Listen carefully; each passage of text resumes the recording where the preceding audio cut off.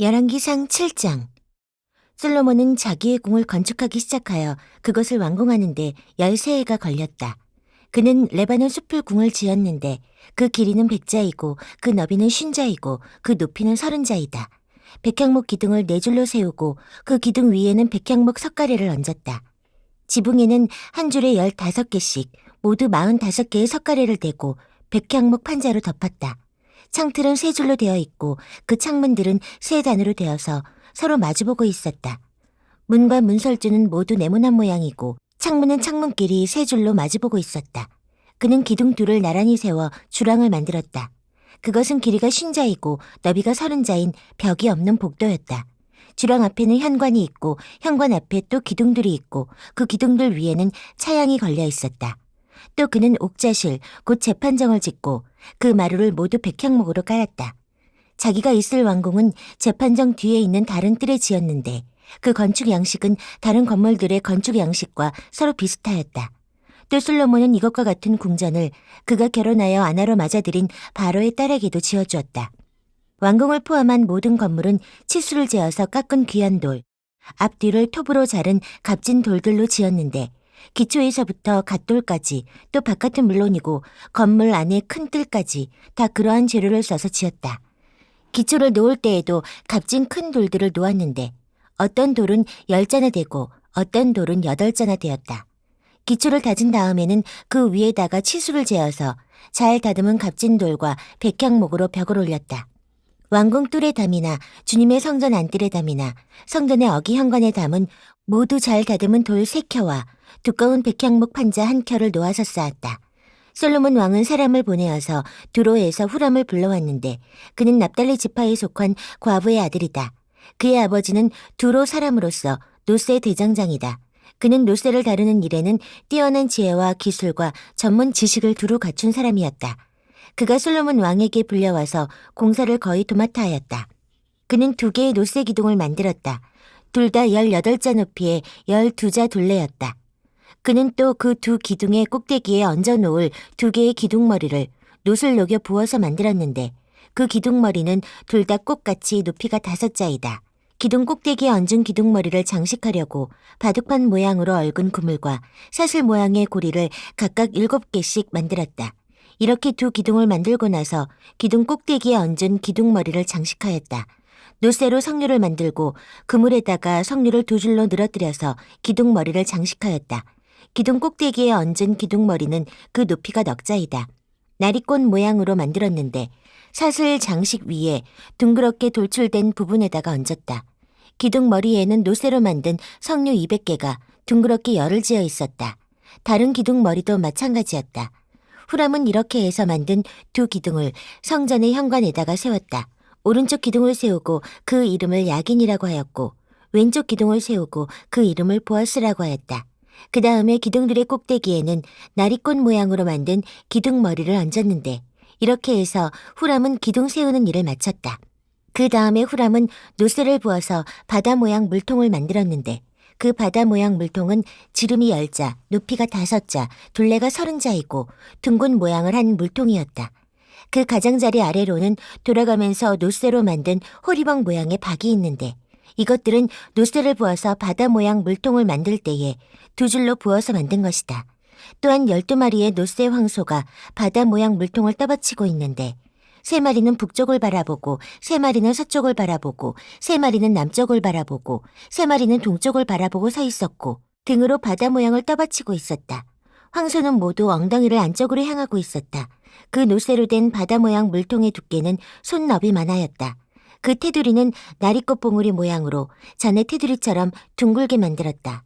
그 용량은 물을 2000말 정도 담을 수 있는 것이었다. 그는 또 놋으로 받침대를 10개 만들었는데 받침대마다 길이가 넉자, 너비가 넉자, 높이가 석자이다. 받침대의 구조는 다음과 같다. 받침대는 판자 테두리를 가지고 있고 그 테두리는 틀 사이에 끼어 있었다. 틀 사이에 낀 판자 테두리 위에다가는 사자와 소와 그룹을 그려 넣었다. 사자와 소의 위아래로는 화환 무늬를 새겨 넣었다. 그리고 각 받침대에는 4개의 노쇠 바퀴와 노쇠 축과 4개의 다리를 달았다. 그 4개의 다리는 노쇠 대야 아래에서 어깨 모양의 받침 두리를 괴고 있었다. 이 받침두리들은 화한 무늬의 맞은 쪽에서 녹여부어서 만든 것이었다. 그 아가리는 받침두리 안에서 위로 한자 높이로 솟아나와 있었는데 그 아가리는 지름이 한자 반으로 둥글게 받침두리와 같은 모양으로 되어 있고 그 아가리에는 돌아가면서 새긴 것이 있었다. 그러나 그 테두리 판자들은 네모지고 둥글지 않았다. 그 테두리 판자의 아래에는 4개의 바퀴를 달고 바퀴의 축은 받침대 안에다 넣었다. 바퀴 하나의 높이는 한자 반이었다. 그 바퀴의 구조는 말이 끄는 전차 바퀴의 구조와 같았다. 바퀴의 축과 테두리와 바퀴살과 그 축의 통은 모두 노쇠를 녹여부어서 만든 것이었다. 그리고 받침대의 4귀퉁이에는 어깨 모양의 받침두리가 4개 붙어 있는데 그 받침대에서 받침두리가 잇따라 나와 있었다. 받침대 꼭대기에는 반자 높이의 테두리가 둥글게 둘려 있고 또 받침대의 아래에는 바퀴축인 버팀대와 테두리 판자들이 연결되어 있었다. 바퀴축이 버팀대 판자와 테두리 판자 위의 빈 곳에는 그룹과 사자와 종려나무를 활짝 핀 꽃 모양과 함께 새겼다. 그는 이러한 방식으로 받침대 10개를 만들었는데 모두가 같은 치수와 같은 양식으로 일일이 부어서 만들었다. 또 그는 노쇠로 대야 10개를 만들었다. 대야마다 물을 40말씩 담을 수 있었다. 대야들의 지름은 넉자이다. 받침대 10개에는 모두 대야 하나씩을 달았다. 받침대 5개는 성전의 오른쪽에, 5개는 성전의 왼쪽에 놓았고 바다 모양 물통은 성전 오른쪽에 동남쪽 모퉁이에 놓았다. 후람은 또 솥과 부삽과 피 뿌리는 대접을 만들었다. 이렇게 후람은 솔로몬 왕이 주님의 성전에다가 해놓으라고 시킨 모든 일을 마쳤다. 그가 만든 것들은 2기둥과 그 2기둥 꼭대기에 얹은 둥근 공 모양을 한 기둥머리 둘과 그 2기둥 꼭대기에 있는 공 모양을 한 기둥머리에 씌운 그물 2개와 기둥 꼭대기에 있는 공 모양을 한 기둥머리에 씌운 각 그물에다가 2줄로 장식한 석류 400개와 또 받침대 10개와 받침대 위에 놓을 대야 10개와 바다 모양 물통 1개와 그 바다 모양 물통 아래에 받쳐놓은 황소 모양 12개와 솥과 부삽과 피 뿌리는 대접들이다. 후람이 솔로몬 왕을 도와서 만든 주님의 성전의 이 모든 기구는 모두 광택나는 노쇠로 만든 것이다. 왕은 이 기구들을 숫꽃과 사르단 사이에 있는 요단 계곡에 지늘게 부어서 만들게 하였다. 이 기구들이 너무 많아서 솔로몬이 그 무게를 달지 못하였으므로 여기에 사용된 노쇠의 무게는 아무도 모른다. 솔로몬은 또 주님의 성전 안에다가 둘 기구를 만들었는데 곧 금 제단과 빵을 늘 차려놓는 금으로 만든 상과 또 등잔대들 곧 지성소 앞에 오른쪽에 5, 왼쪽에 5개씩 놓을 순금 등잔대들과 금으로 만든 꽃장식과 등잔과 부집게와 순금으로 된 잔과 심지 다듬는 집게와 피 뿌리는 대접과 향로와 불 옮기는 그릇과 내실 곧 지성소 문에 다는 금 돌적이와 성전의 바깥 문에 다는 금 돌적이들이다. 이렇게 해서 솔로몬 왕은 주님의 성전을 짓는 모든 일을 완성하였다.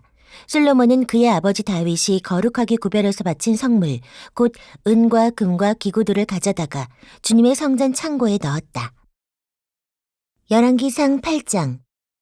솔로몬은 주님의 언약궤를 시온 곧 다윗성에서 성전으로 옮기려고 이스라엘 장로들과 이스라엘 자손의 각 가문의 대표인 온 지파의 지도자들을 예루살렘에 있는 자기 앞으로 불러 모았다.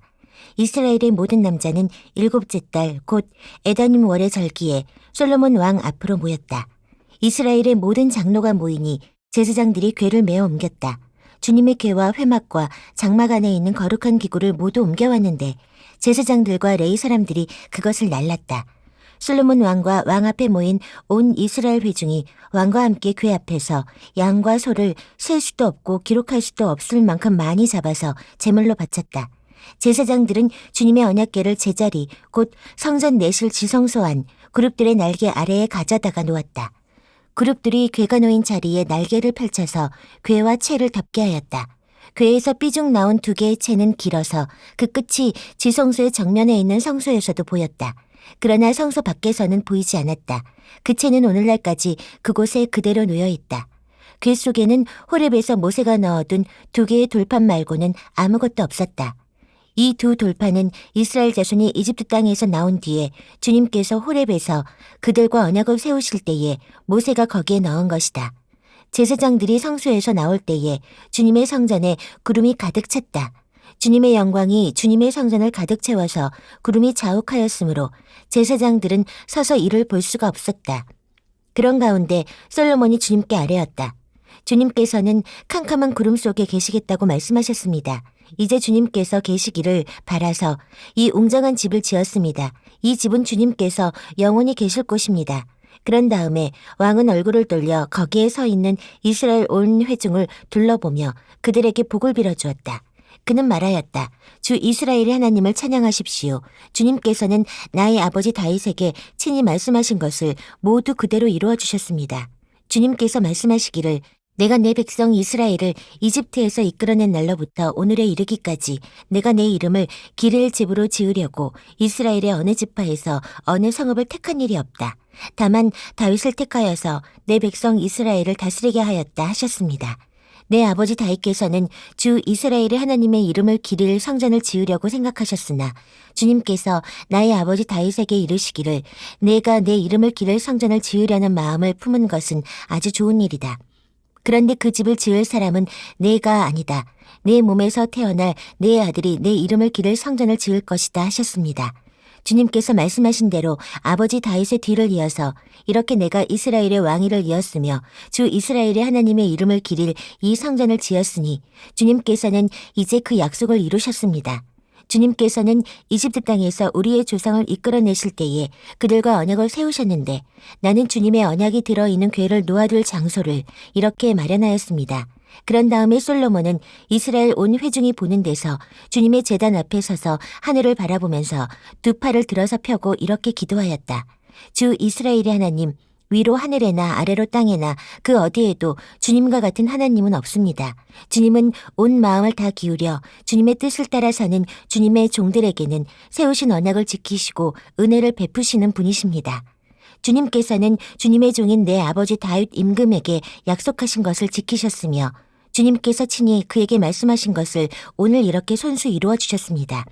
이제 주 이스라엘의 하나님, 주님께서 주님의 종인 내 아버지 다윗 임금에게 말씀하시기를 내 자손이 저마다 길을 삼가서 네가 내 앞에서 살아온 것 같이 그렇게 살면 내 자손 가운데에서 이스라엘의 왕위에 앉을 사람이 내 앞에서 끊어지지 않게 하겠다 하고 약속하신 것을 지켜주시기를 바랍니다.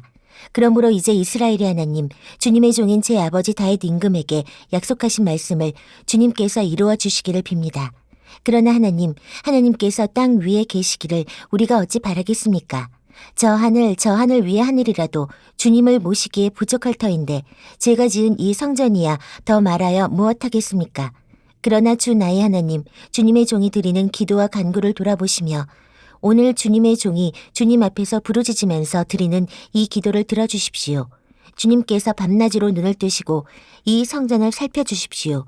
이곳은 주님께서 내 이름이 거기에 있을 것이다 하고 말씀하신 곳입니다. 주님의 종이 이곳을 바라보면서 기도할 때에 이 종의 기도를 들어주십시오. 그리고 주님의 종인 나와 주님의 백성 이스라엘이 이곳을 바라보며 기도할 때에 그 기도를 들어주십시오. 주님께서 계시는 곳 하늘에서 들으시고 들으시는 대로 용서해 주십시오. 사람이 이웃에게 죄를 짓고 맹세를 하게 되어 그가 이 성전 안에 있는 주님의 제단 앞에 나와서 맹세를 하거든 주님께서는 하늘에서 들으시고 주님의 종들을 심판하시되 악행을 저지른 사람은 죄가 있다고 판결하셔서 벌을 주시고 옳은 일을 한 사람은 죄가 없다고 판결하셔서 옳음을 밝혀주십시오. 주님의 백성 이스라엘이 주님께 죄를 지어 적에게 패배하였다가도 그들이 뉘우치고 주님께로 돌아와서 주님의 이름을 인정하고 이 성전에서 주님께 빌며 간구하거든 주님께서는 하늘에서 들으시고 주님의 백성 이스라엘의 죄를 용서해 주십시오. 그리고 그들의 조상에게 주신 땅으로 그들을 다시 돌아오게 해 주십시오. 또 그들이 주님께 죄를 지어서 그 벌로 주님께서 하늘을 닫고 비를 내려주시지 않을 때에라도 그들이 이곳을 바라보며 기도하고 주님의 이름을 인정하고 그 죄에서 돌이키거든 주님께서 하늘에서 들으시고 주님의 종들과 주님의 백성 이스라엘의 죄를 용서해 주시고 그들이 살아갈 올바른 길을 그들에게 가르쳐 주시며 주님의 백성에게 유산으로 주신 주님의 땅에 비를 다시 내려주십시오. 이 땅에서 기근이 들거나 역병이 들거나 곡식이 시들거나 깐부기가 나거나 메뚜기 떼나 누리 떼가 곡식을 갉아먹거나 적들이 이 땅으로 쳐들어와서 성읍들 가운데 어느 하나를 에워싸거나 온갖 재앙이 내리거나 온갖 전염병이 번질 때에 주님의 백성 이스라엘 가운데 어느 한 사람이나 혹은 주님의 백성 전체가 재앙이 닥쳤다는 것을 마음에 깨닫고 이 성전을 바라보며 두 팔을 펴고 간절히 기도하거든 주님께서는 주님께서 계시는 곳 하늘에서 들으시고 판단하셔서 그들을 용서해 주십시오. 주님께서는 각 사람의 마음을 아시니 주님께서 각 사람에게 그 행위대로 갚아주십시오. 주님만이 모든 사람의 마음을 아십니다. 그렇게 하시면 그들은 주님께서 우리의 조상에게 주신 이 땅 위에서 사는 동안 주님을 경외할 것입니다. 그리고 또 주님의 백성 이스라엘에 속하지 아니한 이방인이라도 주님의 크신 이름을 듣고 먼 곳에서 이리로 오면 그들이야말로 주님의 큰 명성을 듣고 또 주님께서 강한 손과 편팔로 하신 일을 전하여 듣고 이곳으로 와서 이 성전을 바라보면서 기도하거든. 주님께서는 주님께서 계시는 곳 하늘에서 들으시고 그 이방인이 주님께 부르짖으며 간구하는 것을 그대로 다 들어주셔서 땅 위에 있는 모든 백성이 주님의 이름을 알게 하시고 주님의 백성 이스라엘처럼 주님을 경외하게 하시며 내가 지은 이 성전이 주님의 이름을 부르는 곳임을 알게 하여 주십시오. 주님의 백성이 적과 싸우려고 전선에 나갈 때에 주님께서 그들을 어느 곳으로 보내시든지 그곳에서 주님께서 선택하신 이 도성과 내가 주님의 이름을 기리려고 지은 성전을 바라보며 그들이 주님께 기도하거든 주님께서는 하늘에서 그들의 기도와 간구를 들으시고 그들의 사정을 살펴보아 주십시오. 죄를 짓지 아니하는 사람은 없습니다. 이 백성이 주님께 죄를 지어서 주님께서 진노하셔서 그들을 원수에게 넘겨주시게 될 때에 멀든지 가깝든지 백성이 원수의 땅으로 사로잡혀 가더라도 그들이 사로잡혀간 그 땅에서라도 마음을 돌이켜 회개하고 그들을 사로잡아간 사람의 땅에서 주님께 자복하여 이르기를 우리가 죄를 지었고 우리가 악행을 저질렀으며 우리가 반역하였습니다 하고 기도하거든.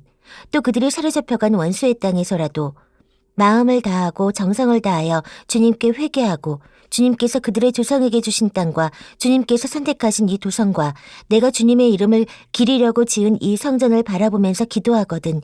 주님께서는 주님께서 계시는 곳인 하늘에서 그들의 기도와 간구를 들으시고 그들의 사정을 살펴보아 주십시오. 주님께 죄를 지은 주님의 백성을 용서하여 주십시오. 주님을 거역하여 저지른 모든 반역죄까지도 용서하여 주십시오. 그들을 사로잡아간 사람들 앞에서도 불쌍히 여김을 받게 하셔서 사로잡아간 사람들도 그들을 불쌍히 여기게 하여 주십시오. 그들은 주님께서 쇠 용광로와 같은 이집트로부터 이끌어내신 주님의 백성이며 주님의 소유입니다. 종의 간구와 주님의 백성 이스라엘의 간구를 살펴보시고 부르짖을 때마다 응답해 주십시오. 주 하나님, 주님께서 우리 조상을 이집트로부터 이끌어내실 때에 주님의 종 모세를 시켜서 말씀하신 것과 같이 주님께서는 그들을 주님의 소유가 되도록 세상의 모든 백성과 구별하셨습니다. 솔로몬이 무릎을 꿇고서 하늘을 바라보며 두 손을 펴고 이렇게 간절히 기도를 드린 다음 주님의 제단 앞에서 일어나서 이스라엘의 온 회중을 바라보며 큰 소리로 축복하여 주었다. 주님께서 말씀하신 대로 그의 백성 이스라엘에게 안식을 주셨으며 그의 종 모세를 시켜서 하신 선한 말씀을 한마디도 빠뜨리지 아니하시고 다 이루어 주셨으니 주님은 찬양을 받으실 분이십니다. 주 우리 하나님께서 우리의 조상과 함께 계시던 것과 같이 우리와도 함께 계시기를 바랍니다. 주님께서 우리를 버리지도 마시고 포기하지도 마시기를 바랍니다. 우리의 마음을 주님께 기울이게 하셔서 주님께서 지시하신 그 길을 걷게 하시며 주님께서 우리 조상에게 내리신 계명과 법도와 율례를 지키게 하여 주시기를 바랍니다. 오늘 주님 앞에 드린 이 간구와 기도를 주 우리 하나님께서 낮이나 밤이나 늘 기억해 주시기를 바랍니다. 하나님께서 주님의 종과 주님의 백성 이스라엘에게 날마다 그 형편에 맞게 자비를 베풀어 주시기를 바랍니다. 그렇게 해서 세상의 모든 백성이 주님만이 하나님이시고 다른 신은 없다는 것을 알게 되기를 바랍니다. 그러므로 그의 백성인 여러분도 주 우리의 하나님과 한 마음이 되어서 오늘과 같이 주님의 법도대로 걸으며 주님의 계명을 지키기를 바랍니다. 이렇게 한 다음에 왕 및 왕과 함께 있는 모든 이스라엘 사람이 주님 앞에 제사를 드렸다. 솔로몬은 화목제를 드렸는데 그가 주님의 제사에 드린 것은 소가 22,000마리이고 양이 12만 마리였다. 이와 같이 해서 왕과 이스라엘의 모든 백성이 주님의 성전을 봉헌하였다. 그리고 바로 그날 왕은 주님 앞에 있는 놋제단이 번제물과 곡식제물과 화목제물의 기름기를 담기에는 너무 작았으므로 주님의 성전 앞들 한가운데를 거룩하게 구별하고 거기에서 번제물과 곡식예물과 화목제의 기름기를 드렸다. 그때의 솔로몬이 이렇게 절기를 지켰는데 하마더기에서부터 이집트 접경을 흐르는 강에 이르는 넓은 지역에 사는 큰 회중인 온 이스라엘이 그와 함께 주 우리의 하나님 앞에서 이레 동안을 2번씩 10나흘 동안 절기를 지켰다. 둘째 일화가 끝나고 8회째 되는 날에 그가 백성을 돌려보내니 그들은 왕에게 복을 빌고 주님께서 그의 종 다윗과 그 백성 이스라엘에게 베푸신 온갖 은혜 때문에 진심으로 기뻐하며 흐뭇한 마음으로 각자 자기의 집으로 돌아갔다.